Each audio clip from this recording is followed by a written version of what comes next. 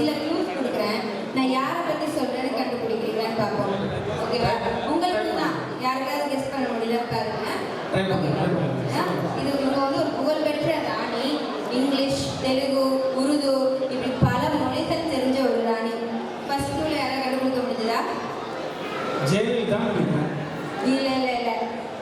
இவங்களுக்கு வந்து வில் வித்தை, சிலம்பம், குதிரை இந்த மாதிரி பல வித்தைகள் தெரிஞ்ச ஒருத்தவங்க. சின்ன பையன் கை தூக்கிட்டு படத்துல ஒரு விஜயசாந்த் அவங்க நல்ல கெஸ்டா. ஆனால் கிடையாது. கடைசியாக ஒரு க்ளூ கொடுக்குறேன். இவங்க வந்து ராமநாதபுரத்துல இருந்து ராணியா இருந்தாங்க. இப்போ யாருக்காவது தெரிஞ்சுதா?